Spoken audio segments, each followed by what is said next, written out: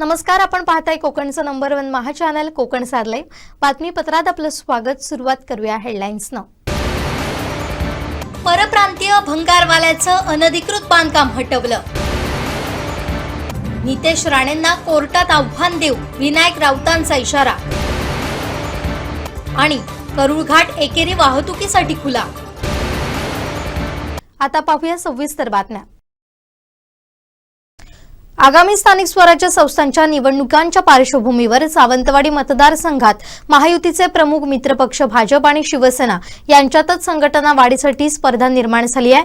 ठाकरे शिवसेनेचे पदाधिकारी कार्यकर्ते एक गठ्ठा भाजपात प्रवेश करत असताना दुसरीकडे भाजपातील सदस्य हाती धनुष्यबाण घेताना दिसतायत। शुक्रवारी पालकमंत्री नितेश राणे यांच्या उपस्थितीत 100% भाजपाचा नारा सावंतवाडीत देण्यात आला। शेकडोंच्या संख्येने उद्धव बाळासाहेब ठाकरे शिवसेनेच्या सरपंच, सदस्य, पदाधिकारी, कार्यकर्त्यांनी यावेळी भाजपात प्रवेश केला। दोडामार्ग मधील तेळेखोल, पिकुळी, हेवाळे, सावंतवाडीतील बांदा, मडुरा, इन्सुली, शेर्ले, दांडेली, वेंगुर्ला तालुक्यातील तुळस येथील असंख्य जणांनी भाजपात जाहीर प्रवेश केला। पालकमंत्री नितेश राणे, भाजप जिल्हाध्यक्ष प्रभाकर सावंत यांच्या उपस्थितीत हे पक्षप्रवेश घेण्यात आले। दरम्यान रविवारी कुडाळनंतर सावंतवाडीत शिवसेनेनं ॲक्शन मोडवर येत ठाकरे गटाला धक्का देत भाजपलाही धक्का दिलाय। एकीकडे भाजपचं सदस्य जोडो अभियान जोरात सुरू असताना हा मोठा धक्का मानला जातोय। आमदार निलेश राणे, माजी मंत्री दीपक केसरकर यांच्या नेतृत्वाला प्रभावित होऊन हा पक्षप्रवेश झाला असल्याचं शिवसेनेचे संघटक संजू परब यांनी स्पष्ट केलंय। तर कोणी कुठे राहावं हा ज्याचा त्याचा वैयक्तिक प्रश्न आहे, जबरदस्ती कोणावर करणार नाही, पण हा फक्त ट्रेलर होता असंही ते म्हणाले। आगामी स्थानिक स्वराज्य संस्थांच्या जिल्हा परिषद, पंचायत समिती, नगर परिषद निवडणुकींच्या पार्श्वभूमीवर मित्रपक्ष भाजप आणि शिवसेना ॲक्शन मोडवर आली आहे। दोघांनी संघटना वाढीवर भर दिलाय। दोघांकडून उद्धव ठाकरेंच्या शिवसेनेला रोज धक्का दिला जातोय, मात्र शिवसेनेकडून भाजपला सलग दुसरा धक्का दिला गेलाय। त्यामुळे आगामी निवडणुकात स्वबळाची तयारी सुरू असल्याच्याही चर्चा असून भाजप आणि शिवसेनेत मैत्रीपूर्ण लढतीची शक्यता नाकारता येत नाहीये।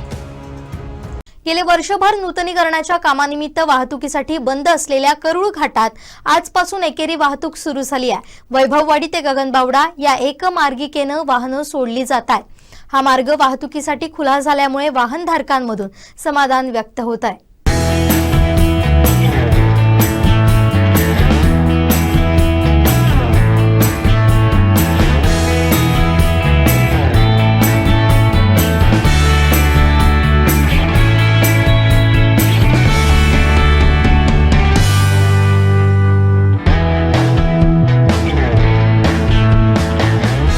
मार्ग बंद होता, आज सुरू झालाय। या महामार्गावरून प्रवास करताना तुम्हाला कसं वाटतं? अगदी आनंद। तुम्ही ह्या घाटातून किती वेळा प्रवास करता, कसं काय रुटीन असतं? 15 दिवस प्रवास करतो।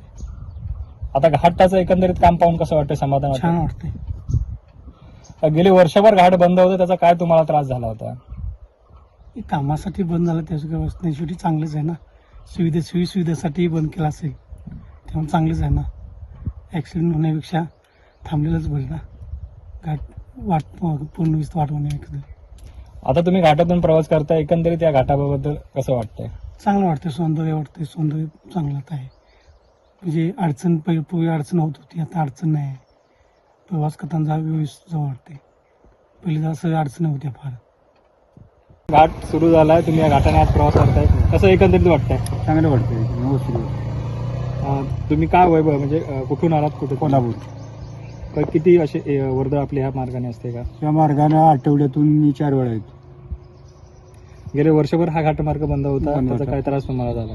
त्रास झाला, पलीकडून गेलो ना, रोडचं काम म्हटल्यानंतर त्रास होणारच ना। आता एकंदरीत घाटाचं काम पाहून कसं वाटतंय? समाधान वाटतं, एकदम चांगलं वाटतं एकदम। चांगलं आहे, अजून काय ठिकाणी आहे अजून चालू काम आहे, ते पूर्ण होईल। वर्षभर आपण कुठल्या मार्गाने प्रवास करत होता आणि त्यातील पलीकडल्या घाटातून? मग त्यावेळी किती वेळ लागत होता आणि आता आपण ह्या घाट सुरू झाल्याच्या नंतर आपल्या आता 15 मिनिटात माणूस खाली येतोय, तिकडून तसा 1 तासभर जायचा, पलीकडून कुंभर्डे मार्गे जायला लागायचं ना वैभववाडीला। कोकणात येणाऱ्या पर्यटकांसाठी एक आनंदाची बातमी म्हणजे कोकण आणि पश्चिम महाराष्ट्र यांना जोडणारा महत्त्वाचा घाटमार्ग करूळ हा आजपासून खुला करण्यात आलेला आहे। आजपासून या घाटात एकेरी वाहतूक सुरू झालेली आहे। वैभववाडीहून कोल्हापूर अशी या मार्गाने जाणारी जी एकेरी वाहतूक आहे ही आज सुरू झालेली आहे आणि सिंधुदुर्ग जिल्ह्याचे जिल्हाधिकारी अनिल पाटील साहेब यांनी या संदर्भात आदेश दिलेले आहेत। त्यामुळे प्रत्यक्षात आज दिनांक 24 फेब्रुवारी रोजीपासून सकाळीच या वाहतुकीला सुरुवात झालेली आहे। वैभववाडीवरून कोल्हापूरला जाणारी जी एक मार्गिका आहे ती आज सुरू करण्यात आलेली आहे आणि याला जो प्रतिसाद आहे तो चांगल्या पद्धतीने मिळालेला आहे। सकाळपासूनच अगदी आपण पाहिलं तर छोटी वाहनं असतील मोठी वाहनं असतील ही या मार्गाने कोल्हापूरकडे रवाना झालेली आहेत आणि एक पर्यटकांसाठी व्यावसायिकांसाठी एक आनंदाची आणि महत्त्वाची ही बातमी आहे। कारण गेले वर्षभर आपण पाहिलं तर हा करूळ घाटमार्ग हा बंद होता। करूळ घाटमार्ग हा जर पाहिलं तर सिंधुदुर्ग जिल्ह्यात जोडणाऱ्या एकूण 4 घाटमार्गांपैकी सर्वात महत्त्वाचा सुरक्षित घाटमार्ग म्हणून ओळखला जातो। हा घाटमार्ग गेल्या 22 जानेवारी 2024 पासून वाहतुकीस बंद करण्यात आलेला होता। कारण या घाटमार्गाचं काम आहे ते सुरू होतं। घाटमार्गात जे आपण पाहिलं तर रुंदीकरण करण्यात आलेलं आहे, त्याचबरोबर संपूर्ण रस्त्याचं हे कॉन्क्रिटीकरण करण्यात आलेलं आहे। जो 11 किलोमीटर लांबीचा जो घाटमार्ग आहे हा संपूर्ण कॉन्क्रिटीकरण करण्यात आले। त्याचबरोबर त्या घाटमार्गाच्या संरक्षण भिंती आहेत त्या उभारण्यात आलेल्या आहेत, गटारं आहेत ती बांधण्यात आलेली आहेत आणि याकरिता गेले वर्षभर हा घाटमार्ग बंद होता आणि आज हा घाटमार्ग प्रत्यक्ष सुरू झालेला आहे आणि पर्यटकांना याचा खूप आनंद झालेला आहे। कारण आपण जर पाहिलं तर कोकणात येणारे जे पर्यटक आहेत ते मोठ्या प्रमाणावरती ह्या घाटमार्गाचा अवलंब करत होते, त्याचबरोबर अवजड वाहतूक देखील याच मार्गाने मोठ्या प्रमाणावरती होते आणि जवळजवळ आपण पाहिलं तर दिवसाला 34,000 मेट्रिक टन एवढी वाहतूक या मार्गाने होत होती आणि गेले वर्षभर घाटमार्ग बंद असल्यामुळे जो प्रवाशांना असेल वाहन चालकांना असेल अनेक मानसिक त्रास सहन करावा लागला होता आणि त्याच्यातून आता आजपासून सुटका होणार आहे। कारण एकेरी वाहतूक आहे ती या मार्गाने सुरू झालेली आहे आणि त्यानंतर जो पुढील दुहेरी वाहतुकीचा जो विषय आहे तो 10 मार्च नंतर निर्णय घेण्याचा जिल्हाधिकाऱ्यांनी जाहीर केला। त्यामुळे सध्या तरी एकेरी वाहतूक सुरू झालेली आणि या एकेरी वाहतूक सुरू झाल्यानंतर आपण जर पाहिलं तर आज पहिल्याच दिवशी वाहन चालकांची मोठ्या प्रमाणावरून या मार्गावरती वर्दळ आहे। अनेक वाहनं ह्या मार्गावरून आता कोल्हापूरकडे मार्गक्रमण करत आहेत। जर वर्षभर आपण जर या घाटमार्गाची जी परिस्थिती पाहिली तर हा घाटमार्ग बंद असल्यामुळे वाहन चालकांना कोकणात यायचं झालं असल्यास किंवा कोल्हापुरात जायचं झालं असल्यास भुईबावडा घाट असेल गगन फोंडा घाट मार्गाचा अवलंब करावा लागत होता। वैभवडीकरांना तर 20-25 किलोमीटर जादाचं अंतर हे या घाटमार्ग बंद असल्यामुळे पार करावं लागत होतं। त्याचबरोबर व्यापारी वर्गाला देखील मोठा आर्थिक भुर्दंड सोसावा लागत होता। यातून आता सुटका होणार आहे। आता हा घाटमार्ग पूर्णत्वास आलेला असल्याकारणाने घाटात आता एकेरी वाहतूक सुरू झालेली आहे। त्यामुळे पर्यटक असतील व्यापारी असतील यांच्या दृष्टीने हा एक महत्त्वाचा निर्णय शासनाने घेतलेला आहे आणि लवकरच या घाटमार्गातील दुहेरी वाहतूक देखील सुरू करण्याबाबत शासन विचाराधीन आहे। ही सर्व परिस्थिती आजच्या दिवसाची आहे। सध्या तरी आपण जर पाहिलं तर अवजड वाहतूक आणि प्रवासी वाहतूक या घाटमार्गातून आज सुरू झालेली आहेत, मात्र प्रत्यक्षात एसटी वाहतूक केव्हा सुरू होणार याबाबत अजून स्पष्टता नाही आहे। कारण जर पाहिलं तर सध्या तरी जी एसटी वाहतूक आहे ती भुईबावडा घाटमार्गे आणि फोंडा घाटमार्गे वळवली जात आहे। त्यामुळे कोल्हापूर असेल किंवा पश्चिम महाराष्ट्रातून कोकणात येणारे जे काही प्रवासी असतील त्यांना सध्या तरी त्याच मार्गाचा अवलंब करावा लागत आहे। मात्र जे खाजगी वाहनं आहेत, अवजड वाहनं आहेत, ही वाहनं या मार्गाने प्रवास करीत आहेत आणि लवकरच हा एसटी वाहतुकीसाठी देखील हा मार्ग खुला व्हावा अशी अपेक्षा आहे ती प्रवासी वर्गांकडून व्यक्त होत आहे। कॅमेरामन साहिल बागवेसह मी श्रीधर साळुंखे, कोकणसाद लाईव्ह, वैभववाडी। राष्ट्रवादी काँग्रेस शरदचंद्र पवार पक्षाचे कणकवली तालुकाध्यक्ष अनंत गंगाराम पिळणकर आणि राष्ट्रवादी युवक कणकवली विधानसभा अध्यक्ष देवेंद्र अनिल पिळणकर यांना सिंधुदुर्ग जिल्ह्यातून 1 वर्षासाठी हद्दपार करण्याचे आदेश कणकवली उपविभागीय दंडाधिकारी जगदीश काकतकर यांनी 21 फेब्रुवारीला काढले आहेत। राजकीय आक्षेपोटी आणि राजकीय दबावाखाली ही हद्दपारीची कारवाई करण्यात आल्याचा आरोप करत शिवसेना उद्धव बाळासाहेब ठाकरे पक्षाच्या शिष्टमंडळानं कणकवली उपविभागीय दंडाधिकारी तथा प्रांताधिकारी जगदीश काकतकर यांची भेट घेत या कारवाईचा निषेध केलाय। चुकीच्या पद्धतीने केलेल्या हद्दपारीच्या कारवाई विरोधात जोरदार आंदोलन छेडण्याचा इशारा यावेळी शिवसेनेच्या शिष्टमंडळानं प्रांताधिकाऱ्यांना दिलाय। त्याबाबतचं निवेदन प्रांताधिकारी यांना देण्यात आलं। यावेळी माजी आमदार वैभव नाईक, माजी आमदार राजन तेली, जिल्हा प्रमुख संदेश पारकर, कणकवली विधानसभा प्रमुख सतीश सावंत, तालुका प्रमुख कन्हैया पारकर, तेजस राणे, रोहित राणे, चंद्रकांत परब आदी उपस्थित होते। पक्षपाती आहे, चुकीचा आहे आणि विरोधात पक्षातील लोकांना संपवण्याचा या अशा प्रशासनाच्या मार्फत हा प्रयत्न आहे आणि हा प्रयत्न त्या ठिकाणी हाणून पाडण्याचा आमचा प्रयत्न त्या ठिकाणी काम आहे. आम्ही याबाबत निषेध करणार आहोत, केलेला आहे. प्राणसाहेबांची त्यानिमित्तानं भेट घेतली आणि त्याचबरोबर न्यायालयीन स्तरावरची सुद्धा लढाई ही आम्ही त्या ठिकाणी लढणार आहोत. पण अशा पद्धतीनं एखाद्या अनंत पेडकर सारख्या कार्यकर्त्याला त्या ठिकाणी राजकीय त्रास देणं, हेतू ठेवून त्या ठिकाणी राजकीय हेतूनं प्रेरित होऊन काम करणं हे चुकीचं आहे. आणि म्हणून मी प्राणसाहेबांना त्या ठिकाणी आम्ही शिवसेनेच्या वतीनं शिष्टमंडळ भेटलो. वैभव नाईक असतील, राजेंद्र असतील, सतीश सावंत असतील. आम्ही त्यांनी त्या ठिकाणी तुम्ही जो घेतलेला निर्णय चुकीचा आहे हे त्या ठिकाणी सांगितलं आहे. आमचा या बाबतीत शिवसेनेचा प्रचंड विरोध यासाठी या भूमिकेला आहे. पिल्ले साहेब, आज भेट झाली, काय चर्चा झाली आणि प्रांतांची जी आजची भूमिका होती ती त्याबद्दल आपली भूमिका? आपल्या समोरच आता चर्चा केली. जे संदेश पारकर बोलले की विरोधकांना संपवण्यासाठी आपल्या सत्तेचा वापर करायचा. यापूर्वी असं कधीही झालं नव्हतं, ते आता सुरू झालेलं आहे. परंतु विरोधी जे लोक आहेत आणि शेवटी इथली जनता आहे हे लक्षात आणून देईल ह्या सगळ्या गोष्टी केल्यानंतर. परवाच पालकमंत्री काहीतरी सावंतवाडीत जाऊन बरगळले, पक्षातून घाण गेली. घाण कोण आहे हे आता लोकांना समजेल हळूहळू. लोकांना पण ह्या सगळ्या गोष्टीचा आता हळूहळू समज सुरू झाला आहे की कुठल्या धंद्या व्यावसायिकांना कसा त्रास होतो, काय काय त्रास होतो. हे आता हळूहळू सगळ्या गोष्टी आपल्या माध्यमातून लोकांच्या समोर निश्चितपणे पोहोचतील. जसं आता वाळूच्या बाबतीत आता वैभव नाईक बोलले की मग त्याला कुठली हे आहे, आमचं म्हणणं रिस्तर त्यांना द्या, तुम्ही त्याची लायसन द्या, त्यांना परवाने द्या. पण आज कशा प्रकारचं काम या सगळ्या गोष्टी सुरू आहे त्यात लोक बघतायत, लोक तुलना करतायत की पालकमंत्री रवींद्र चव्हाण पण होते, कोणाला त्रास नव्हता. आणि ह्या सगळ्या गोष्टीचा जो त्रास आज होतोय त्याला प्रतिउत्तर म्हणून आम्ही या ठिकाणी भेटलोय. पिळणकरांच्या पाठीमागे पूर्णपणे खंबीरपणे उभं राहणार आणि अशा प्रकारची दादागिरी कोणाची चालायला देणार नाही. आणि म्हणूनच पुन्हा सांगतो की शेवटी जिल्ह्यात घाण कोण आहे हे लवकरच सर्वसामान्य लोकांच्या लक्षात येईल. अरे अनेक गोष्टी हे तुमच्या समोर या ठिकाणी पुराणीशान. ठाकरे पक्षाच्या सरपंचांचा निधी देणार नाही असा इशारा पालकमंत्री नितेश राणेंनी एका कार्यक्रमात दिला होता. यावर माजी खासदार विनायक राऊत यांनी प्रत्युत्तर दिलंय, पाहूया.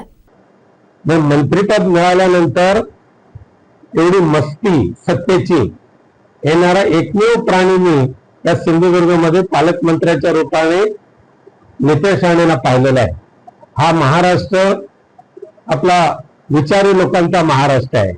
लोकशाहीला पोषक ठरणारा विचार घेऊन काम करणारा हा महाराष्ट्र आहे. आणि त्या महाराष्ट्राच्या सिंधुदुर्ग जिल्ह्यामध्ये नितेश राणेंसारखा घमेंडी आणि सत्तेची मस्ती डोक्यात भिनलेला माणूस पालकमंत्री म्हणून ज्यावेळेला आमच्या ग्रामपंचायतीनं आमच्या सरपंचांना धमकी देतो की जर उबाटाच्या एकाही ग्रामपंचायतीला एकही पैसा निधी देणार नाही, तर याचा अर्थ असा आहे जे जे त्यांच्या समोर लाचार होतील, घाबरून जातील त्यांनाच फक्त निधी मिळेल. आणि लोकशाहीच्या मार्गाने जे निवडून आलेले आहेत त्या लोकशाहीचं मंदिर म्हणून ग्रामपंचायतीकडे पाहतो, त्या ग्रामपंचायतीनं मात्र अशी सापत्नपणाची वागणूक देणारा मंत्री म्हणजे त्याने घेतलेल्या शपथेचा भंग करणारा एकमेव मंत्री नितेश राणे आहे.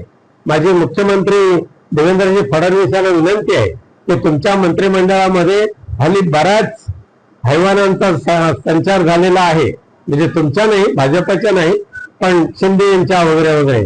पण तुमच्या भाजपच्या ह्या मंत्र्यांची जी दुर्मी आहे त्याला लोकशाहीचा धडा तुम्ही द्या असं तुम्हाला मी विनंती करतो. परंतु मी शिवसेना उद्धव बाळासाहेब ठाकरे पक्षाच्या सर्व ग्रामपंचायतींना शब्द देतो की पालकमंत्र्यांच्या या धमकीला घाबरू नका. तुमच्या ग्रामपंचायतीला निधी उपलब्ध करून देण्याची जबाबदारी पक्षप्रमुख उद्धवजी ठाकरे साहेबांच्या माध्यमातून विनायक राऊत घेईल. त्यामध्ये कोणतीही शंका बाळगू नका. विकासाची कामं ही केवळ त्यांचीच नाही ठेकेदारी, तर आमची सुद्धा जबाबदारी आहे ती आम्ही पूर्ण पार पाडणारच आहोत. आज निधीच्या बाबत धमकी देत असताना ह्या पालकमंत्र्यांना त्यांना जरा वाटलं पाहिजे काही ना काय जनाची नाही तर मनाची. रेल्वेच्या सुशोभीकरणातून सत्ताधाऱ्यांनी 70 कोटी कमावलेत हे मी जबाबदारीनं बोलतोय असं माजी खासदार विनायक राऊत म्हणाले. यावरून त्यांनी पत्रकार परिषदेत गंभीर आरोप देखील केले. या सिंधुदुर्ग जिल्ह्यातल्या ठेकेदार जे मागच्या 2 वर्षापासून ते काम केलेलं आहे, त्यांनी वेगवेगळे विकासात्मक कामं, काही सुशिक्षित बेरोजगार, काही नव युवक आले जे व्यवसायामध्ये सरकारी काम करण्याच्या, ते सगळे, या सगळ्यांची मागच्या 2 वर्षापासूनची बिलं अद्यापही रिलीज झालेली नाही. आधी त्यांना बिचारांना मोकळे करा. तर काबाड कष्ट करून कर्ज घेऊन बँकेचं कर्ज घेऊन त्यांनी सरकारी कामं केलेली आहेत लोकसुविधेची, पण ते आज मात्र कर्जामुळे एवढे दबले गेलेले आहेत, कर्जाची परतफेड करताना एवढं त्यांच्यावर नामुष्की आलेली आहे. पैसे असून त्यांना न देणारं सरकार म्हणून तुमचा उल्लेख करावाच लागेल. आणि म्हणून आधी काम मागच्या 2 वर्षापासून तुमचे सार्वजनिक बांधकाम मंत्री भारतीय जनता पक्षाचे होते, माननीय रवींद्र चव्हाण. भारतीय जनता पक्षाचे मंत्री रवींद्र चव्हाण होते. त्यांनी रेल्वेच्या स्थानकाबाहेरचं सुशोभीकरण केलं. मी त्याबद्दल त्यांना ठीक आहे धन्यवाद देईन. पण त्या सुशोभीकरणाच्या पाठीमागे कोकण रेल्वेच्या प्रवाशांचं हित होतं, जी तुमच्या ठेकेदारांची टक्केवारी होती, त्याचं उत्तर सुद्धा त्यांनी देण्याची आवश्यकता आहे. आज आम्ही मागणी करतोय की प्लॅटफॉर्मवर शेड उभी करा, प्लॅटफॉर्मवर बैठकीची व्यवस्था करा. तिकडे पाहायचं नाही, पण दाम दुप्पट दराने करोडो रुपयाची टेंडर्स काढून रेल्वेचं सुशोभीकरण करण्याचा जो प्रयत्न केला, त्याच्यातून किमान 70 कोटी रुपये त्यावेळेच्या सत्ताधाऱ्यांनी कमवलेले आहेत. अगदी मी जबाबदारीने बोलतोय. आणि म्हणून आधी त्यांची थकीत असलेल्या ठेकेदारांची बिलं भागवा, नंतर तुम्ही आमच्या युबीटीच्या ग्रामपंचायतीला धमकी द्या. ठाकरे पक्षाच्या सरपंचांचा निधी देणार नाही या पालकमंत्री नितेश राणेंच्या वक्तव्याचा माजी खासदार विनायक राऊत यांनी निषेध केलाय. शिवाय असं झाल्यास त्यांना कोर्टात आव्हान देऊ असा इशाराही दिलाय. आज सुद्धा मत्स्यबंदर मंत्री झाल्यानंतर आता पूर्वी अधिकाऱ्यांना मासे मारणारा माणूस आता त्याच्या हातात पूर्ण माशाचं पडाव आलेला आहे.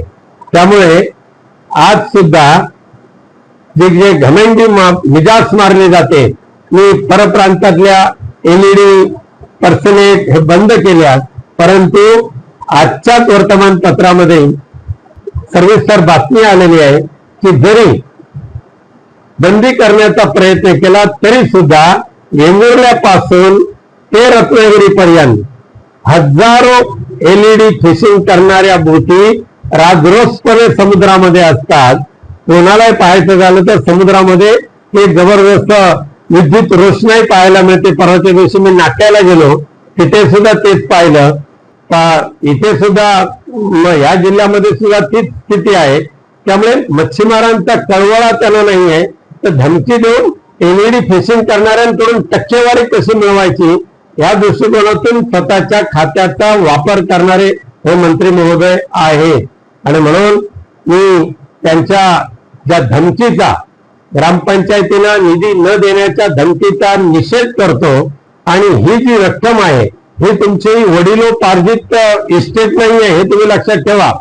आमच्या करातून, जनतेच्या करातून उभा राहिलेला जो रेव्हेन्यू आहे, त्या रेव्हेन्यूतून तुम्हाला DPCचा फंड मिळतो. आणि म्हणून तुम्ही जर मेहरबानी म्हणून जर लोकांना पैसे देत असाल तर विसरून जा, त्या पैशावर आमचा सुद्धा अधिकार आहे. कारण जर वेळ पडली तर या त्यांच्या धमकीचा संदर्भ घेऊन आम्ही तशा पद्धतीची जर त्यांच्याकडून वागणूक झाली तर त्याला न्यायालयामध्ये सुद्धा आव्हान दिल्याशिवाय राहणार नाही, हे या ठिकाणी सांगतो. खासदार नारायण राणेंच्या कारकिर्दीत अपुरी असलेली कामं मी पूर्ण केलीत. जे नारायण राणेंना जमलं नाही ते मी करून दाखवलं असा दावा माजी खासदार विनायक राऊत यांनी केलाय. तसेच हिंमत असेल तर हा दावा खोडून दाखवा असंही ते म्हणाले. पाहूया. आजही आमची सर्व जुनी जाणती मंडळी, देवगडचे 5 नगरसेवक हे तेवढ्याच ताकदीने उभे राहिलेले आहेत. त्याबद्दल त्यांचं मनापासून कौतुक करतो. आनंदवाडीचा प्रकल्प तुम्हाला सगळ्यांना माहिती आहे. 2008 पासून नारायण राणेंनी त्यांच्यावर पाणी सोडलं होतं. नारायण राणेंच्या कारकिर्दीमध्ये ज्या ज्या प्रकल्पावर पाणी सोडलं होतं त्यामधला आनंदवाडी प्रकल्प, त्यामधला वराड सोनवडे ब्रिज, त्यामधलं अण्णेवाडीचा तलाव, त्यामधलं चिपी एअरपोर्ट, नंतर माणगाव खोऱ्यातले हत्ती हटाव मोहीम, नारायण राणे साहेबांना त्यांच्या मंत्रिपदाच्या कारकिर्दीमध्ये सुद्धा जे म्हणजे राज्य आणि केंद्रीय मंत्रिपदाच्या राजवटीमध्ये जे साध्य झाले नाही ते आपल्या सगळ्यांच्या मार्गदर्शनाने विनायक राऊतने करून दाखवण्याचा प्रयत्न केला. आज आनंदवाडी प्रकल्प हीच वेळेत पूर्ण व्हावून तो ऑपरेशन मध्ये आला पाहिजे होता, पण या राज्यकर्त्यांच्या दुर्लक्षामुळे तो कार्यान्वित पूर्णपणे होऊ शकलेला नाही. ठेकेदारांनी हातूरमातूर कामं केलेली आहेत, पण पूर्णत्वास नाही. म्हणजे ससून बंदरच्या नंतर दिल्लीच्या अधिकाऱ्यांचा तो शब्द होता की ससून बंदरच्या नंतरचा पहिला मोठा प्रोजेक्ट म्हणून आनंदवाडी प्रोजेक्टला आम्ही पाहतो. माझ्यासोबत कधी कधी आमचे प्रमोदजी जटार यायचे दिल्लीला, मी त्यांचं नाव विसरणार नाही, तर त्यांच्या उपस्थितीमध्ये सुद्धा सांगितलेलं आहे. पण दिल्लीमध्ये त्यासाठी किती प्रयत्न करावे लागले हे मलाच माहिती आहे. आणि चालू करून आम्ही घेतलं चिपी एअरपोर्ट मी असताना तो पूर्णपणे कार्यान्वित करून घेण्यासाठी दिवस रात्र मी त्या एअरपोर्टच्या रनवेवर थांबायचो. माननीय पंतप्रधानांना विनंती केली, माननीय हवाई वाहतूक मंत्र्यांना विनंती केली आणि रिजनल कनेक्टिव्हिटी स्कीम मध्ये चिपी एअरपोर्टचा सहभाग करून घेतला. आणि मग ज्या वेळेला एअरपोर्टची पूर्णत्वाने काम पूर्ण झालं त्यावेळेला रिजनल कनेक्टिव्हिटी स्कीम उडान योजनेच्या मार्फत पहिलं अलायन्स एअरचं विमान सवलतीच्या दरामध्ये 50% सवलतीच्या तिकिटी आणि 50% रेग्युलर तिकिटी या तत्वावर सुरू करण्याचं भाग्य तत्कालीन मुख्यमंत्री उद्धवजी ठाकरे साहेब आणि ह्या विभागाचा खासदार विनायक राऊत म्हणून मला मिळालं. पण आज दुर्दैवाने 26 ऑगस्ट 2024 पासून चिपी विमानतळ सरकारी हवाई वाहतूक कंपनी बंद झाली. ऑपरेशन बंद 100%. ते गोव्याच्या कंपनीने चालू केलं होतं ते सुद्धा आता बंद झालं. सुरू असलेला एअरपोर्ट बंद करण्याचं काम नारायणराव राणे यांनी केला. पण आम्ही सुद्धा पुनश्च त्याच्या प्रयत्नामध्ये लागलेलो आहोतच. त्यामुळे मगाशी सांगण्याचा उद्देश असा आहे की नारायण राणे साहेबांच्या कारकिर्दीतले सगळे अपुरे प्रकल्प पूर्णत्वास नेण्यासाठी विनायक राऊतने जे काम केलेलं आहे ते कोणत्याही व्यासपीठावर येऊन मी सांगण्याची माझी तयारी आहे. हिंमत असेल तर त्याने खोडून दाखवावं. 10 वर्ष माणगाव खोऱ्यातले हत्ती जे हटवू शकले नाही, त्या हत्तीने किमान 12 लोकांना मारलं होतं, 150 लोकांना इंजोर्ड केलं होतं. ते हत्ती केवळ 12 दिवसात पकडून ते त्याच्यातला एक हत्ती आता कर्नाटकमध्ये आजही आहे, 2 हत्ती बिचारे मेले या ठिकाणी. पण फक्त हत्ती पकड मोहीम हे राबवण्याचं काम विनायक राऊतने त्यांच्या कार्यशैलीने केलेलं आहे. आज जरी आमचा पराभव झाला तरी सुद्धा लोकांचं असलेलं प्रेम, लोकांशी असलेलं नातं ते आम्ही कदापि विसरणार नाही.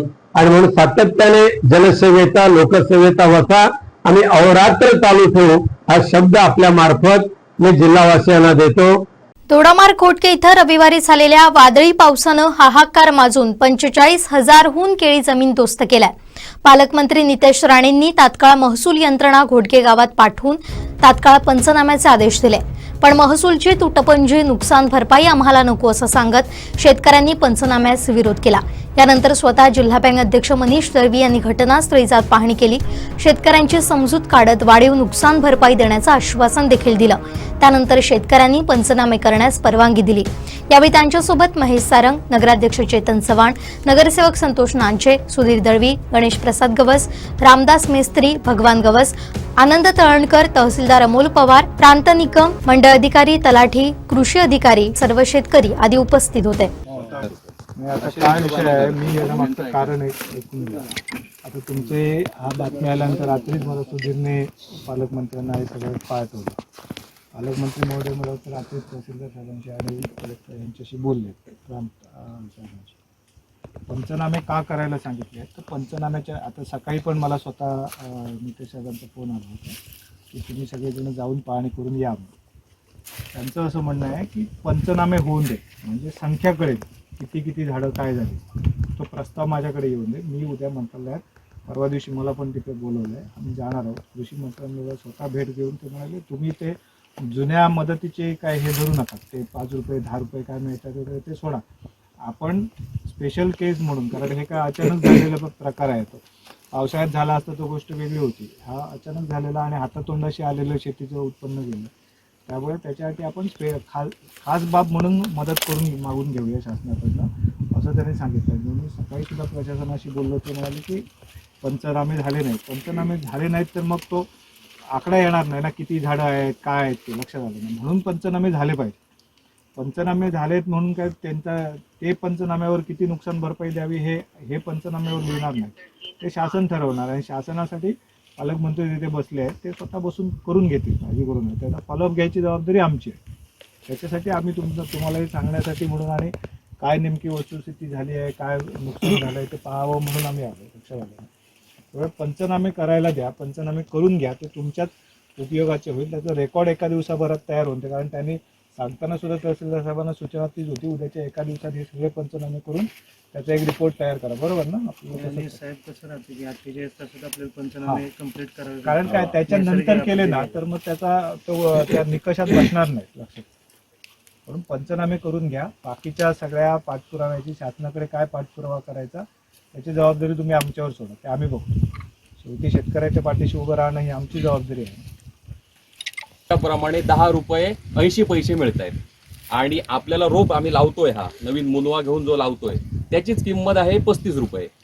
आणि आताची सद्य परिस्थितीत बघितलं तर गाभा एवढा मजबूत झालेला आहे केळीचा की आणखी 15 दिवसात त्या केळी वेळणाऱ्या आहेत. बरोबर. म्हणजे त्याचा रेट नाहीच म्हटला तरी आतापर्यंत साधारण खर्च आहे तो 450 ते 500 पर्यंत होतोय. आणि ज्यावेळी आमचा घड येतोय हातात त्यावेळी आम्हाला 1200 रुपये मिळतात. म्हणजे आता निम्मी परिस्थिती त्याची झालेली आहे. आणि ह्यांच्याप्रमाणे आम्ही समजा 10 रुपये घेत असेल तर साहेब गरज नाही हो. आज शेतकरी बघा, हे सगळी तरुण मंडळी आहेत ती ह्याच्यावर आहेत. म्हणजे आठवडी बाजारात आम्ही घड हे काढतो आणि तिथे देतो आणि आठवडी बाजार घरात भरतो आम्ही, अशी परिस्थिती आहे.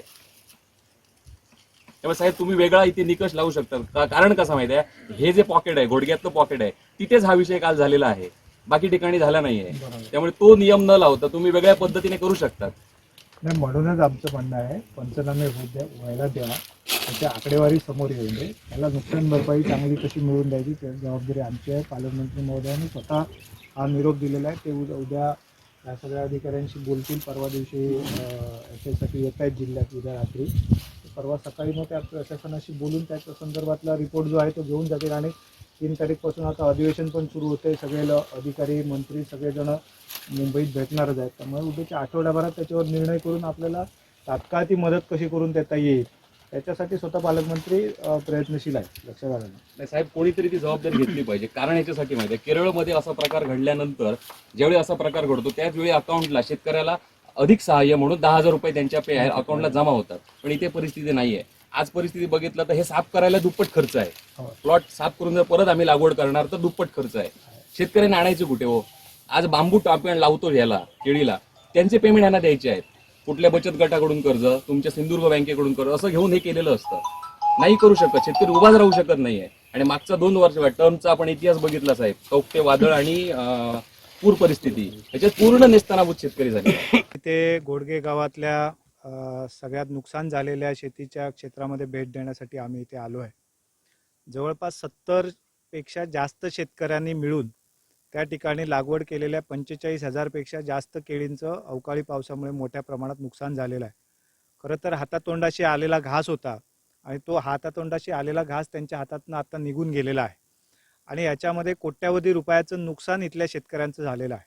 या शेतकऱ्यांबरोबर सकाळपासनं खरं म्हणजे प्रशासन पंचनामे करणं आणि याच्यासाठी संवाद करतायत. आदरणीय पालकमंत्री नितेशजी राणेसाहेब यांनी रात्रीच प्रशासनाला सूचना केली होती की आज सकाळी जाऊन पंचनामे करा आणि या संदर्भातला तात्काळ अहवाल शासनाकडे पाठवा. आपण खास बाब म्हणून या सगळ्या शेतकऱ्यांना याच्यामधनं आर्थिक नुकसान भरपाई कशा पद्धतीने मिळवून देता येईल त्याचा मी माझ्या परीने प्रयत्न करतो, अशा प्रकारच्या सूचना होत्या. परंतु आज सकाळपासून प्रशासनाबरोबर संवाद साधत असताना शेतकऱ्यांचे काही प्रश्न त्या ठिकाणी आलेले आहेत.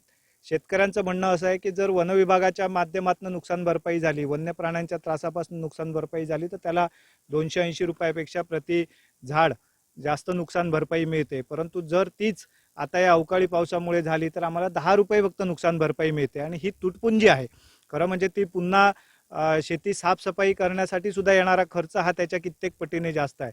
आणि अशा सगळ्या परिस्थितीमध्ये जर आपल्याला एवढी छोटीशी नुकसान भरपाई मिळत असेल तर त्या नुकसान भरपाईसाठी करण्यात येणारा जो खर्च आहे, त्याचा क्लेम करण्यासाठी खर्च करण्यात येणारा वेळ आहे तो त्याच्यापेक्षा आहे आणि त्याच्यामुळे आम्हाला ह्या पंचनाम्यांची आवश्यकता नाही अशी त्यांची भूमिका होती.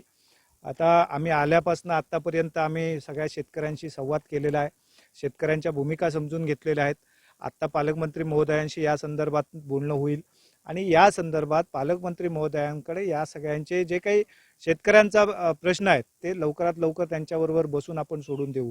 परंतु पंचनामे करून घेणं आवश्यक आहे, कारण पंचनामे झाल्याशिवाय पुढच्या प्रक्रिया पूर्ण करता येणार नाहीत. आणि त्यामुळे शेतकऱ्यांना मी विनंती केली, या सर्व शेतकऱ्यांनी ती आता विनंती मान्य केलेली आहे आणि निश्चितपणे आमची सगळ्यांची जबाबदारी आहे की यांना चांगल्या प्रकारचा मुबलक अशा प्रकारचा नुकसान भरपाई या सगळ्याच्या माध्यमातून मिळवून देणं गरजेची आहे आणि त्याच्यासाठी आम्ही कटिबद्ध आहोत. आणि याच्या पुढच्या काळामध्ये इकडे एक शाश्वत अशा प्रकारचा पर्याय या सगळ्या प्रक्रियेमध्ये आपल्याला काढावा लागेल, कारण दरवर्षी या शेतकऱ्यांचं कुठल्या ना कुठल्या माध्यमातून नुकसान होतं आहे.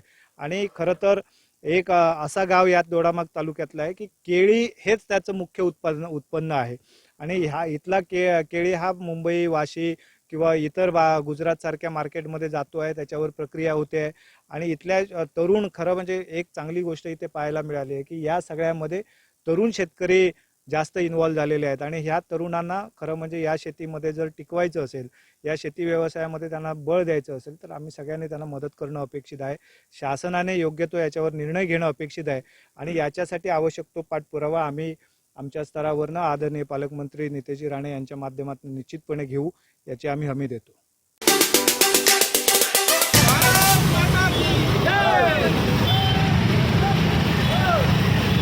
भारत पाकिस्तान क्रिकेट सामन्यात भारत विजयी झाल्यानंतर परप्रांतीय भंगार व्यावसायिकानं राष्ट्रविरोधी घोषणा दिल्यानं सकल हिंदू समाज आक्रमक झालाय.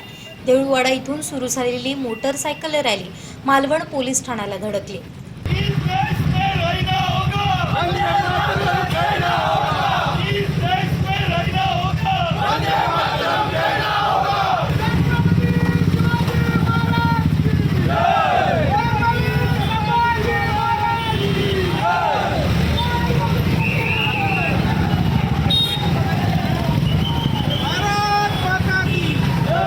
हिंदू समाजातर्फे आवाहन केल्यानंतर उपस्थित असणारे आपण सर्व राष्ट्रभक्त हिंदू बांधव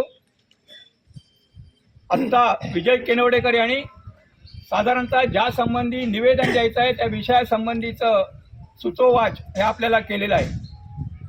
खरं म्हणजे काल मिळालेला जो व्यक्ती आहे ही व्यक्ती पूर्णपणे बांगलादेशी असल्याची खात्री स्थानिक असलेल्या सगळ्यांची झालेली आहे. आता याचा शोध घेताना पोलीस यंत्रणा कायद्याच्या आधारे कसं घेतं हे आपण पाहायचं आहे, परंतु ही सगळी असणारी राष्ट्रद्रोही असणाऱ्या व्यक्ती ह्या कधी कायद्याच्या कचाट्यात सापडण्याचा प्रश्न फार कमी असतो. आणि म्हणून या राष्ट्रद्रोही शक्तीला जर धडा शिकवायचा असेल तर कायदेशीर धडा मिळालाच पाहिजे, परंतु तो मिळण्यामध्ये जर अडचणी निर्माण होतील तर मग सकल हिंदू समाजाने, राष्ट्रभक्त हिंदूंनी एकत्र येऊन व्यावहारिक दृष्टिकोनातून विचार करून सुद्धा त्याला ठेचलं पाहिजे, त्याला नमवलं पाहिजे, तरच याच्यातनं खऱ्या अर्थाने हिंदू समाजाला शक्ती निर्माण होणार आहे. वेगवेगळ्या घटनांचा उल्लेख या ठिकाणी केला. खरं म्हणजे आत्ताची जी घटना आहे ही काही हिंदू विरुद्ध मुस्लिम अशा पद्धतीची घटना नाही, परंतु दुर्दैवानं ज्याचा उल्लेख केला जातो ज्या घटनांचा त्याच्यामध्ये मोठ्या प्रमाणावर मुस्लिमांचा भरणा जास्त दिसतो आणि त्याच्यामुळे द्वेषाची भावना साहजिकपणे मुस्लिम समाजाबद्दल निर्माण होते. पण आमच्या सकल हिंदू समाजाचं नम्र आव्हान आहे की हा हिंदू मुस्लिम अशा पद्धतीचा विषय नाही, परंतु त्याचबरोबर मुस्लिम बांधवांनाही आव्हान आहे, मुस्लिम संघटनांनाही आव्हान आहे.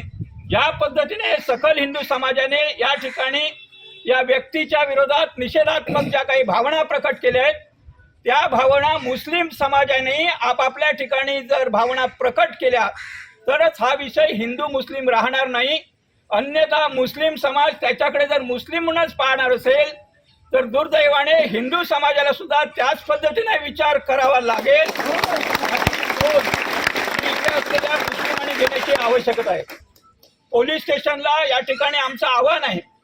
खरं म्हणजे आपण अतिशय योग्य पद्धतीने या सगळ्या घटनेचा तपास करणार याची खात्री आम्हाला आहे, कारण सरकार हे हिंदुत्ववादी सरकार आहे आणि आमच्या दृष्टिकोनातून गृहमंत्री असणाऱ्या गृहमंत्र्यांवर सुद्धा आमचा पूर्ण विश्वास आहे. परंतु हे सगळं करत असताना कायद्याबरोबर अशा पद्धतीच्या घटना घडता कामा नये म्हणून आपली असणारी जी गुप्त यंत्रणा आहे त्या गुप्त यंत्रणेचा वापर करून योग्य पद्धतीने जर आपण कारवाई केली तरच अशा पद्धतीच्या घटना घडणार नाहीत. आणि अशा पद्धतीच्या घटना घडल्या नाहीत तर जागृत असलेल्या हिंदू समाजाला आपल्या या परिसरामध्ये येण्याची आवश्यकता निर्माण होणार नाही. म्हणून आपल्याला विनंती आहे की आम्ही या ठिकाणी छोट्याशा वेळेमध्ये एवढ्या मोठ्या संख्येने एकत्र येत आहोत. त्याचं एकमेव कारण आहे हे जे राष्ट्रद्रोही कारवाया चालल्या आहेत त्या पूर्वी आम्हाला वाटत होत्या की आमच्या शेजाऱ्यापर्यंत आलेल्या नाहीत, आमच्या गावापर्यंत आलेल्या नाहीत. दुर्दैवाने या कारवाया आमच्या गावापर्यंत आल्या, आमच्या शेजाऱ्यापर्यंत आल्या तशी स्थिती ही वस्तुस्थिती आम्हाला दिसते. आणि म्हणून वेळीच सावध हिंदू समाजाने झालं पाहिजे आणि याच्यासाठी वेगवेगळ्या जागरण सभा या आपल्या वेगवेगळ्या भागामध्ये घेतल्या पाहिजेत. विशेषतः वयात आलेल्या मुलींच्या मध्ये सुद्धा चांगल्या पद्धतीने प्रबोधन करण्याची आवश्यकता आहे. यांनी मगाशी ज्या घटनेचा उल्लेख केला तो जो मुलगा आहे त्याचा पत्ता ID कार्ड हे हडीचा आहे. दुर्दैवाने आम्हाला लाज वाटते की हडीतला माणूस म्हणून उल्लेख होतो, परंतु तो माणूसही हडीतल्या कोणत्याही मुस्लिम समाजाच्या कोणत्याही घटकाशी संबंधित नाही. त्याने आधार कार्ड हडीच्या आधारावर कसं केलं याची चौकशी पोलीस यंत्रणेने करण्याची आवश्यकता आहे. आणि ज्या मालकाच्या नावावरच्या घराचा वापर केला आहे त्या माणसाला सुद्धा ते समजलं पाहिजे की अरे याने माझ्या घराचा वापर करून आधार कार्ड तयार केलं पाहिजे. त्याच्या विरोधात त्या पद्धतीने गुन्हा दाखल करण्याची आवश्यकता आहे. म्हणून आपल्याला पोलीस यंत्रणेला आमची विनंती आहे की सकल हिंदू समाजाकडून आमच्या मालवणमध्ये आमच्या सिंधुदुर्गामध्ये कोणत्याही प्रकारच्या वाईट घटना घडणार नाहीत. परंतु दुर्दैवाने राष्ट्रद्रोही कारवायांना आपण वेळीच जर थारा दिला आवर घातला नाही तर त्याला सुदैवाने सकल हिंदू समाजामध्ये जागृती निर्माण होते आणि या सकल हिंदू समाज नक्की या सगळ्या घटनांचा पर्दाफाश केल्याशिवाय राहणार नाहीत. अशी घटना येऊ नये याच्यासाठी आपण योग्य तपास करावा असं आवाहन करतो. की हिंदुस्थानात राहून हिंदुस्थानाबद्दल ज्याला आदर नाही त्या हिंदुस्थानात राहण्याचा त्याला अधिकार नाही असं आज आम्ही या ठिकाणी समजतो. कारण या ठिकाणी मगाशीच फडकर साहेबांनी स्पष्ट केलं की आमच्या भावना हिंदू मुस्लिम अशा नाही, परंतु या हिंदुस्थानात राहून जर हिंदुस्थानाच्या विरोधात जर कोण घोषणा देत असतील, आमच्या हिंदुस्थानाच्या क्रिकेटच्या खेळलेल्या टीमने विजय संपादन केल्यानंतर त्या विजयाच्या विरोधात जर कोण काही घोषणा देत असतील तर या ठिकाणी ते आता खपवून घेतलं जाणार. यापूर्वी सुद्धा एक मोठी प्रोटेक्शनची जमात या ठिकाणी अनेक हिंदू बांधव कॅथलिक बांधव सुद्धा यांना आमिष देऊन या ठिकाणी धर्मांतर करून घेत होती. परंतु आम्हीच सर्व हिंदू बांधव मग भाऊ असतील विजय असेल त्यावेळी एक आवाज उठवला आणि एका प्रचंड हॉलमध्ये भरलेली सभा त्या ठिकाणी उधळून लावली. आमच्यावर केसेस दाखल केल्या, अन्य गोष्टी दाखल, तरी पण आम्ही थांबलो नाही. आणि त्यामुळे हे कॅथलिक बांधवांचं सुद्धा धर्मांतर आणि हिंदू बांधवांचं धर्मांतर त्यावेळी थांबलं गेलं. त्याच पद्धतीने आता सुद्धा अशा पद्धतीची कामं आपल्याला केली पाहिजेत. आज गोळवण सारखा एक गाव आहे, या गोळवण सारख्या गावामध्ये एका मुस्लिम भंगारवाल्याला या ठिकाणी एका हिंदू बांधवाच्या घरावर त्याचं नाव चढवण्यात आलं. एक खेद वाटतो की माझाच हिंदू बांधव सरपंच या ठिकाणी अशा पद्धतीचं काम करतो की त्याला दाखला देतो की हा या ठिकाणचा रहिवासी आहे. आणि अशा या सरपंचांचा किंवा जो कोण या ठिकाणी व्हिडिओ असेल प्रांत असेल जो यांची घरपत्रक दिल्याशिवाय त्यांची आधार कार्ड बनत नाही. परंतु ही घरपत्रक कशा पद्धतीने बनतात याचा सुद्धा सखोल चौकशी फक्त पोलीस यंत्रणेत नव्हे तर BDO ऑफिस असेल, आपलं जिल्हाधिकारी असतील यांनी सुद्धा या ठिकाणी केलं पाहिजे. ज्या ज्या अशा पद्धतीच्या गोष्टी घडतील त्या ठिकाणी पक्ष भेद विसरून आम्ही ज्याप्रमाणे पूर्वीपासून हिंदू म्हणून या विरोधात लढत आलो त्याच पद्धतीने आम्ही या ठिकाणी लढत राहू असं या ठिकाणी सांगतो. प्रकरण आपल्या हातामध्ये घेतलेलं आहे आपणा सर्वांचं हिंदू समाज म्हणून पोलीस काय करतात त्याकडे अगदी बारकाईने लक्ष आपण ठेवलं पाहिजे. आत्ता विजय किरणेकर, विलासजी हडकर, खोपरेकर साहेब या सगळ्यांनी आपले विचार मांडलेले आहेत आणि पुन्हा पुन्हा त्याचं रिपिटेशन करण्याची काही आवश्यकता नाही. परंतु खोपरेकर साहेबांनी हा जो एक मुद्दा मांडला आहे तो अगदी अचूक आहे आणि आपल्या गेल्या 1000 वर्षाची आपण जर इतिहास पाहिला तर तसंच घडत आलेलं आहे की आपलेच लोक या फितुरांना, या गद्दारांना, विरोधकांना, शत्रूला साथ देत आलेले आहेत. म्हणूनच त्या गोळवणच्या गावामध्ये ती घटना घडलेली आहे आणि असं जागोजागी आहे. आपल्या इतिहासाकडे दुर्लक्ष झालं की काय होतं ते पाकिस्तान आणि बांगलादेशमध्ये आपण पाहतोय. तिथला हिंदू पूर्णपणे संपुष्टात आलाय की नाही. अगदी अलीकडे आपण बघितलंय की अगदी छोटी छोटी मुलं सुद्धा अगदी छोटी छोटी मुलं सुद्धा त्यांना आपापल्या घरामध्ये केवळ त्यांचे धर्मबांधव नाहीत, जागरूक नाहीत आहेत, ते संख्येने फार अल्प झालेत. अधिकाळी तो भाग हिंदू बहुल भाग होता, परंतु हिंदू म्हणून तिथले लोक विसरले वागायला आणि ह्या अशा लोकांना संधी दिली. त्याचा परिणाम म्हणून ते छोटे छोटे मुलांना सुद्धा त्यांच्या घरामध्ये फाशी दिले. आपल्या सगळ्यांना माहीत आहे आपला जो महिला वर्ग जो आहे त्यांना निरनिराळे मेकअप करणं वगैरे याची खूप आवड असते. परंतु टी व्हीवरून, मोबाईल्सवरून त्याच्या क्लिप्स आल्यात. आपण चित्रफिती बघितली असतील तुम्ही की अगदी तरुणी सुद्धा त्यांना मानवाची जी विष्ठा असते ती विष्ठा पिशवीमध्ये आणून ती त्याच्या गालाला वगैरे सगळं फासून तिची धिंड काढण्यात आलेली आहे. हे आपण सगळं बघतोय. आपण जोपर्यंत समाज म्हणून जागृत होत नाही ना तोपर्यंत हे असंच राहणार. त्यांनी जे सांगितलं तो मुद्दा बरोबर आहे की हा काही हिंदू आणि मुस्लिम असा हा काही वाद नाही. जे राष्ट्रभक्त जे मुसलमान आहेत अब्दुल कलामांसारखे ते आम्हाला प्रियच आहेत, वंदनीयच आहेत. परंतु इतर समाज कसा आहे त्याच्यावर सुद्धा आपलं बारकाईने लक्ष असलं पाहिजे. आता याच्यामध्ये समजा मोठ्या प्रमाणामध्ये मुस्लिम बहुल सुद्धा समजा आले असते याच्यामध्ये की होय अशा प्रकारच्या कारवाई आम्हाला पसंत नाही, आम्ही त्या सहन करणार नाही, तर एक प्रकारची एकात्मता, इंटिग्रिटी अँड काय म्हणतात ते दिसलं असतं. परंतु दुर्दैवाने ते दिसत नाही. छत्रपती शिवाजी महाराजांनी आपल्याला एक आदर्श घडवून दिलेला आहे. महाराजांचा जर इतिहास पाहिला तर जो भगव्या ध्वजाखाली लढतो तो कोणीही असू दे, तो हिंदू असू दे, मुसलमान असू दे आणि कोणी असू दे, तो हिंदू आहे असं छत्रपती शिवाजी महाराजांची धारणा होती. आणि जो हिरव्या ध्वजाखाली लढतो मग तो कोणी असू दे, तो हिंदू असू दे किंवा मुसलमान असू दे, तो परकीय आहे, आपल्या देशाचा तो स्वकीय नाही. त्यामुळे मी आपल्या सर्वांना आवाहन करतो की एक पद्य आहे की जाग, माझ्या बरोबर तुम्ही सगळ्यांनी म्हणायचं आहे, जागरण की बेला है, जागरण की बेला है, शत्रुओं ने छेड़ा है, शत्रुओं ने छेड़ा है, हम अजेय राष्ट्र शक्ति अजेय राष्ट्र शक्ति संघटित करे, संघटित करे, नगर ग्राम डगर डगर, नगर ग्राम डगर डगर, हिंदू मंत्र दे, हिंदू मंत्र दे, कोई हिंदू पूत अब कोई हिंदू पूत अब छला नहीं जाएगा, चला नहीं जाएगा, जाति पाति पंथ हमें जाति पाति पंथ हमें दिगा नहीं पाएगा, दिखा नहीं पाएगा, हिंदू सब एक है, हिंदू सब एक है, हुंकार कहर कहे, हुंकार कर गए, हम अजेय राष्ट्र शक्ति अजेय राष्ट्र शक्ति संघटित करे. संघटित करे. हर हर महादेव, हर हर महादेव, भारत माता की जय, भारत माता की जय, वंदे मातरम, वंदे. मातरम.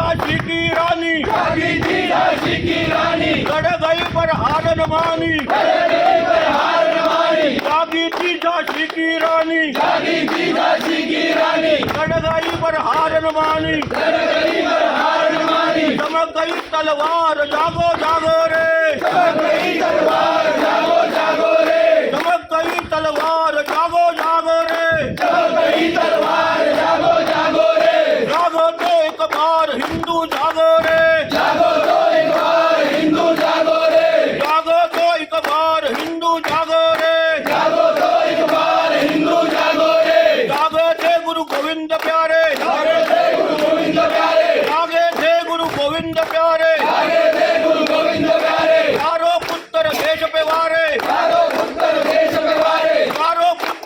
कवारे जालिया संसार जागो जागो रे जग गया संसार जागो जागो रे जागो तो एक बार हिंदू जागो रे जागो तो एक बार हिंदू जागो रे जागो तो एक बार हिंदू जागो रे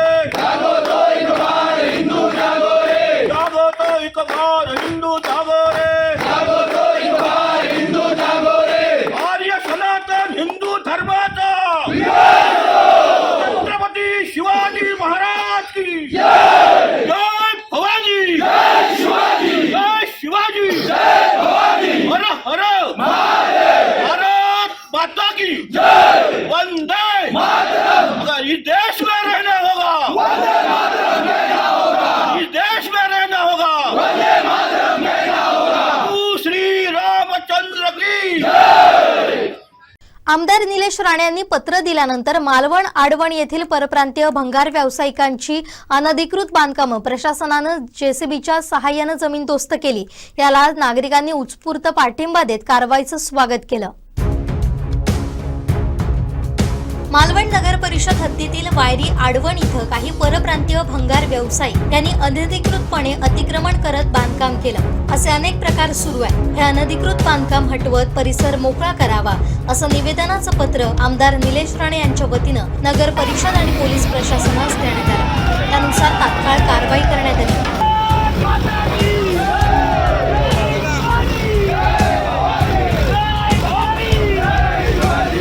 यावेळी शिवसेना जिल्हा प्रमुख दत्ता सामंत, भाऊ सामंत, आनंद शिरवलकर, दीपक पाटकर, अप्पा लुडबे, राजन वराडकर, महेश सारंग, राकेश सावंत, ललित चव्हाण, नियश पालेकर, उमेश मांजरेकर यांसह शेकडो नागरिक उपस्थित होते। चॅम्पियन्स ट्रॉफीमध्ये भारतानं रविवारी पाकिस्तानवर विजय मिळवल्यानंतर देशभरात जल्लोष सुरू असताना मालवण शहरात आडवण परिसरात मात्र परप्रांतीय भंगार व्यावसायिकाकडून भारत विरोधी घोषणा दिल्याचा प्रकार घडला। याबाबत हिंदू समाज संतप्त बनलाय। जर कोणी देशद्रोही भूमिका घेत असेल तर ते खपवून घेतलं जाणार नाही। आमदार निलेश राणे, पालकमंत्री नितेश राणे, खासदार नारायण राणे यांसह महायुतीचे नेते यांच्या नेतृत्वात आक्रमक भूमिका घेऊ, अशी अनधिकृत सर्व बांधकामं तात्काळ हटवा अशी भूमिका राहणार असल्याचं शिवसेना जिल्हा प्रमुख दत्ता सामंत यांनी सांगितलंय। जी मॅच चालू होती त्या मॅच संपत असताना काही इथल्या आपल्या मालवणमधील काही शहरांमधील मुसलमान यांनी हरतोय बघितल्यानंतर बांगलादेश आणि पाकिस्तानच्या बाजूने घोषणाबाजी केली आणि आपल्या भारताला शिवीगाळ केली।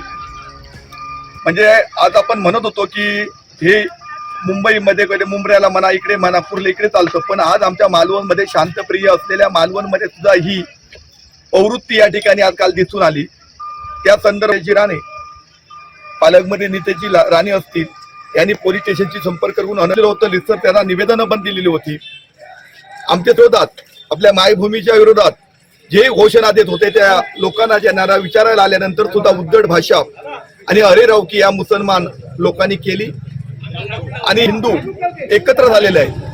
आणि आज सर्व हिंदूंनी आम्ही अशा देशद्रोही म्हणजे पण जो आपल्या देशाला मानत नाही, आपल्या मातृभूमीला मानत नाही, तो आपला जो दुश्मन आहे या दुश्मनाची सलोखा करून या ठिकाणी ही जात या ठिकाणी निपटलेली आहे। त्यामुळे या जातीला मुळापासून उद्ध्वस्त करण्यात बांधव आम्ही एकत्र झालेले आहोत। ही आज फक्त आम्ही एक कृती केली आहे। या ठिकाणी मालवण शहरामध्ये जे आज आम्ही हे जे त्याचं घर जे आहे ते उद्ध्वस्त केलेलं आहे। परंतु यावेळी मी सांगू, पालकमंत्री असतील, नितेशजी, आमचे आमदार निलेशजी राणे असतील, आमचे खासदार राणेसाहेब असतील किंवा आमच्या महायुतीची सगळीच मंडळी असेल, या मालवणमध्ये जे जे मुसलमान आज या ठिकाणी भंगार किंवा अन्य या ठिकाणी येऊन बस्तान बांधून या ठिकाणी राहता आहे गेले, तर प्रत्येक ही मोहीम घेऊन आम्ही सगळी त्यांचे भंगाराचे जे जे अड्डे आहेत ते उद्ध्वस्त करणार, इथे यांना थारा देणार नाही। आणि यापुढे अशा देशद्रोही मुसलमानांना तर सिंधुदुर्गामध्ये याला आम्ही थारा देणार नाही, कारण यापूर्वी अजून थंड नाही, अजून त्याला थोडे दिवसच गेले। असं असताना सुद्धा या लोकांनी एवढी हिंमत केली, म्हणजे हे पाकिस्तानचे, बांगलादेशचे हे गुप्त शत्रू आमच्यामध्ये वावरतायत।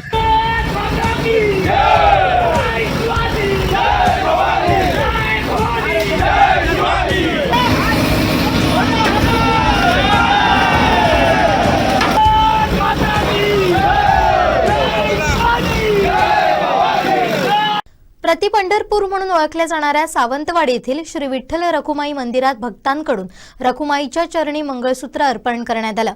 श्री व सौ हनुमान सावंत यांच्याकडून आज हे मंगळसूत्र रखुमाईला अर्पण करण्यात आलं।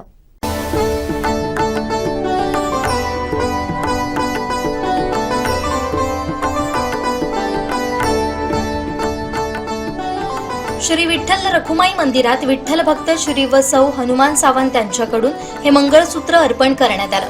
यावेळी कमिटीचे अध्यक्ष ॲडव्होकेट दिलीप नार्वेकर, खजिनदार देवेंद्र नाईक, सेक्रेटरी ॲडव्होकेट सुरेंद्र तुकाराम बांदेकर, साबाजी नार्वेकर, राजन महाडेश्वर, हेमंत केसरकर, बाबूराव डिचोलकर, विनायक मसूरकर, बाळ बोर्डेकर, रत्नाकर माळी, अनिल भिसे, पडते, महाडेश्वर आदींसह विठ्ठल भक्त उपस्थित होते।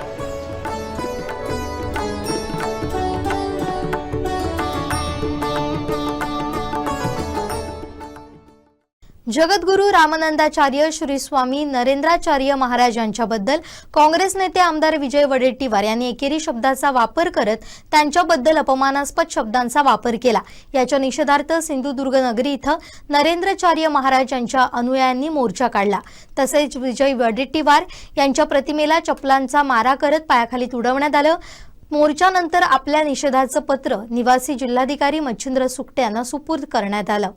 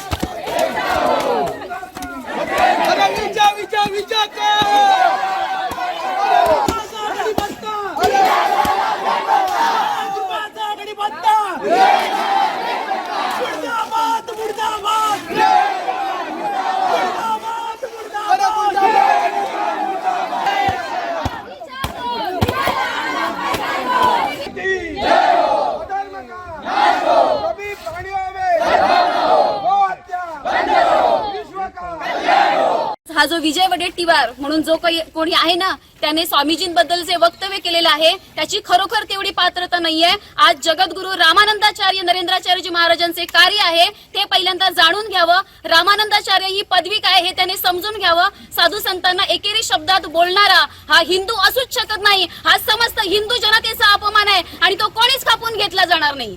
कालच झालेल्या प्रेसमध्ये कोण कुठला तो काँग्रेसचा नेता आमदार विजय वडेट्टीवार याने काल जगद्गुरू रामानंदाचार्य श्री स्वामी नरेंद्राचार्यजी महाराज यांच्याबद्दल एकेरी शब्दाचा वापर करून त्यांनी जगद्गुरू श्रींचाच नाही तर पूर्ण साधू संतांचाच आणि समस्त हिंदू धर्माचा त्यांनी अपमान केलेला आहे।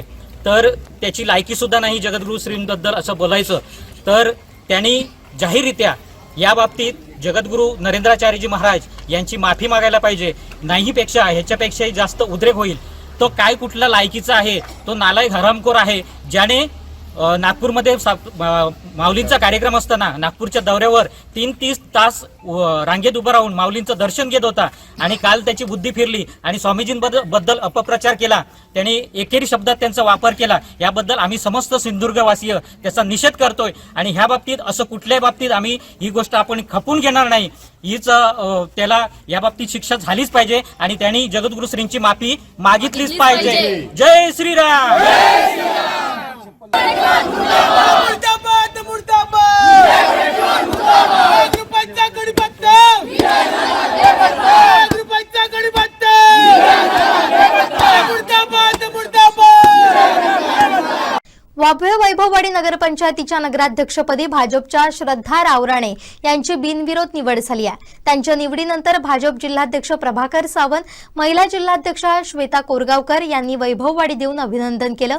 या निवडीनंतर भाजपा पदाधिकाऱ्यांनी फटाके फोडून आनंद व्यक्त केला। नगराध्यक्ष निवडीनंतर रावराणे काय म्हणाले पाहूया।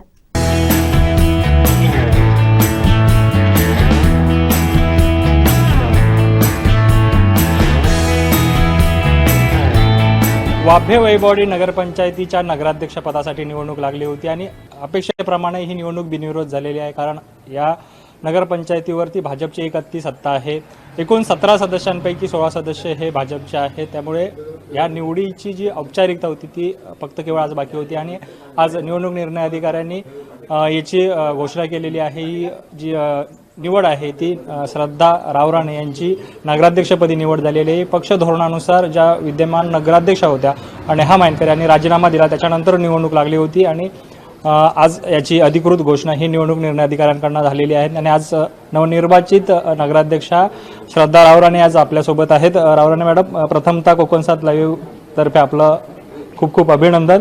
आपण नगराध्यक्षपदी विराजमान झालात. एकंदरीत पदाचा आता आज कार्यभार आपण स्वीकारलात. कसा असणार आहे वैभववाडीचा पुढील विकास आणि काय धोरणं आहेत, कशा पद्धतीने आपण या शहराचा विकास करणार आहात? नमस्कार, माझं नाव श्रद्धा रोहित रावराणे. वाभे नगरपंचायतच्या नगराध्यक्षपदी माझी निवड झालेली आहे. त्यासाठी मी भारतीय जनता पार्टीचे आदरणीय खासदार माननीय नारायण राणे साहेब, तसेच जिल्ह्याचे पालकमंत्री माननीय नितेशजी राणे यांचं मनपूर्वक आभार मानते. तसेच भारतीय जनता पार्टीचे सर्व पदाधिकारी, ज्येष्ठ अधिकारी व माझे नगरपंचायतमधील सर्व नगरसेवक नगरसेविका यांचेही मनापासून आभार मानते. नितेश साहेबांनी मला दिलेल्या त्यांनी जो विश्वास माझ्यावर दाखवला आहे त्याला मी